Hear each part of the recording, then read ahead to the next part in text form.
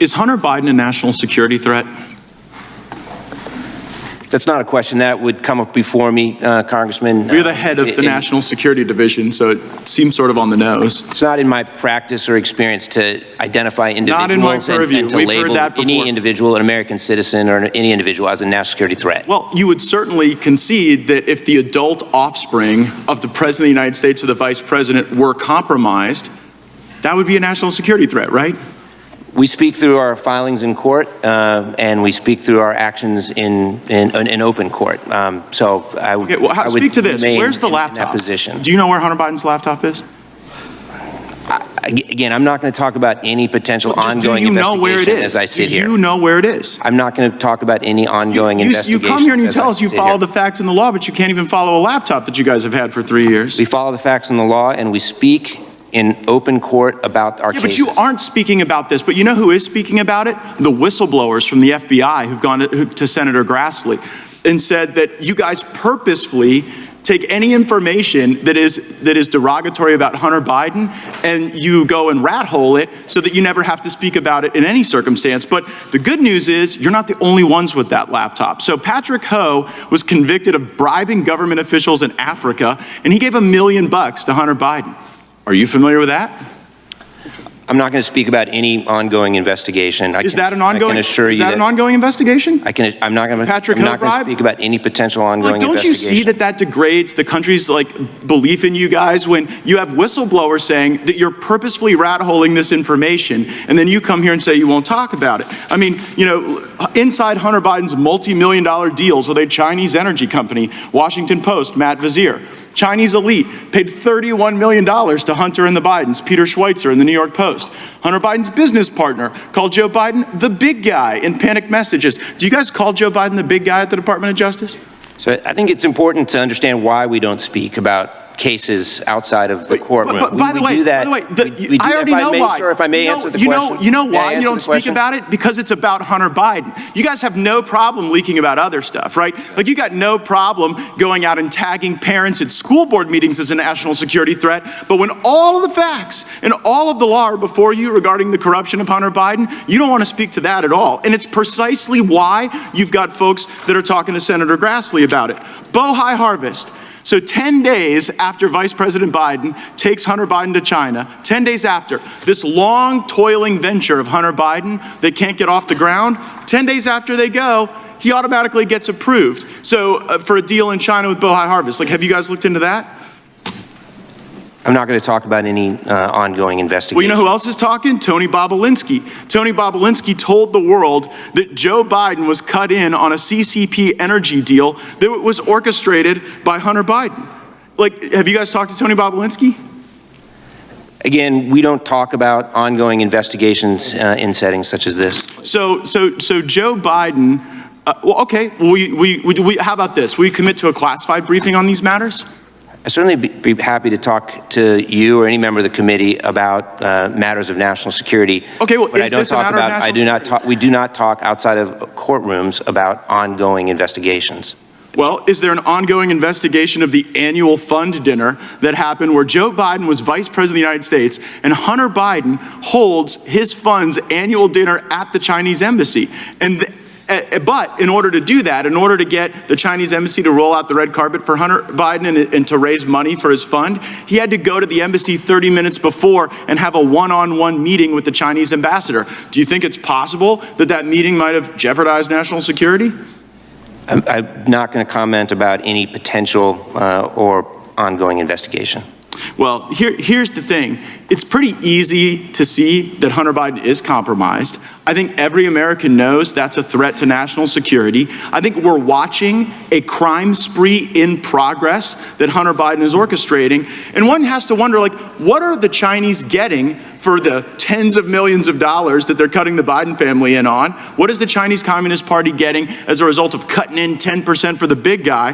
And I just happened to notice that you guys canceled the China initiative that President Trump put in in place where you focus talent on those things. You know, Jim Biden said to Tony Bobulinski that the reason they're able to get away with this corruption is plausible deniability, and that is precisely the plausible deniability that you are animating and exemplifying today. And you know what? Winter's coming. We're going to be in the majority, and then you're going to have to answer these questions for the country.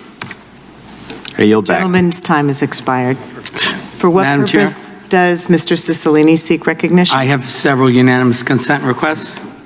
My first unanimous consent request is the ranking member made reference to a Department of Justice whistleblower memo and grossly mischaracterized its content. So I'd ask unanimous consent that I be permitted to read the memo into the record.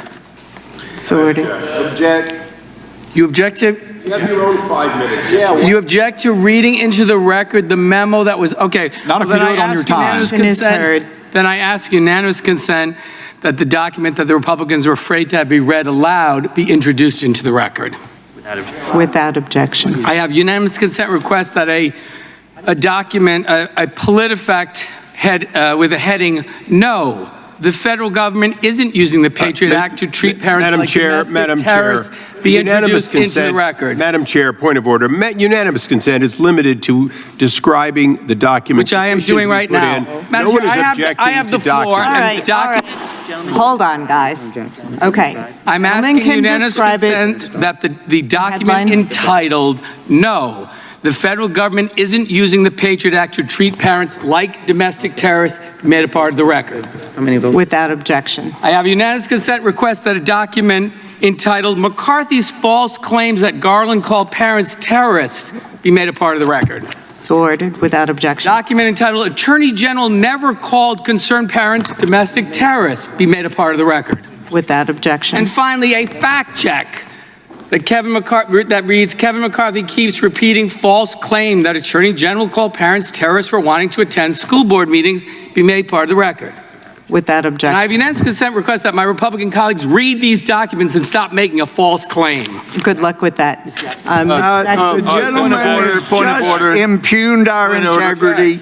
I would demand that his words be taken down. He is not allowed under the rules to impugn false statements by this side. And as far as PolitiFact and some of those, they couldn't Okay. find the truth with both hands. That's a separate allegation. You know, but I would like the gentlelady's words to be taken I've asked, down. yeah, well, I'd ask his gentlelady words to from be taken Texas. down. He No, can't your words to be violate the taken rules down, like Madam Chair. that. Committee will suspend. Committee will suspend.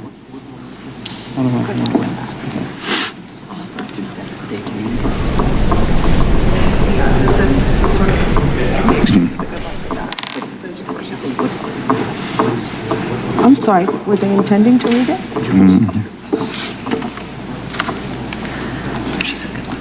Yes, in response to Mr. Cicilline's comments, the gentlelady said, "Good luck with that." I think that impugns the Republican side. I think that is actually totally inappropriate. And if we're gonna start letting people out of order, just throw in documents. Men, I've got about 20 sitting right here.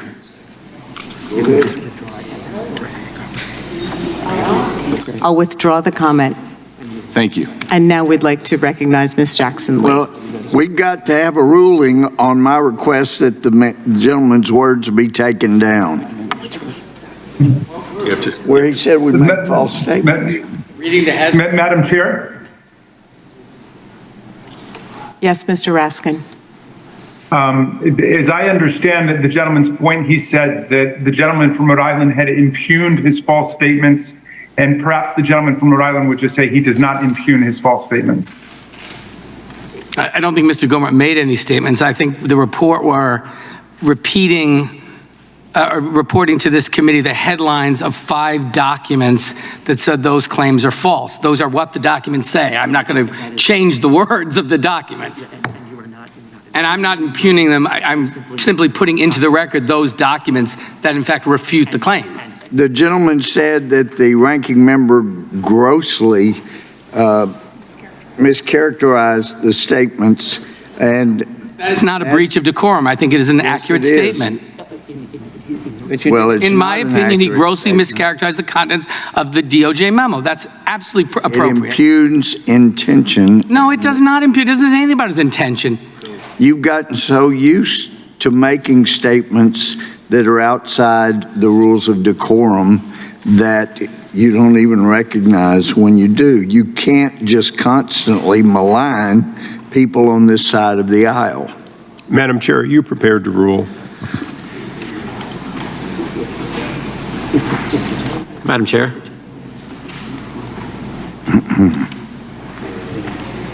Madam Chair.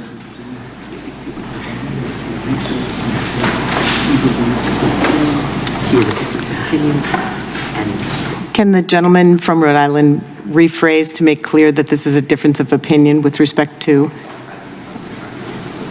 Well, Madam Chair. I certainly, to the extent that they thought my words were impugning them, they were responding to statements made and rejecting those statements in written documents, not impugning any declarant in this hearing.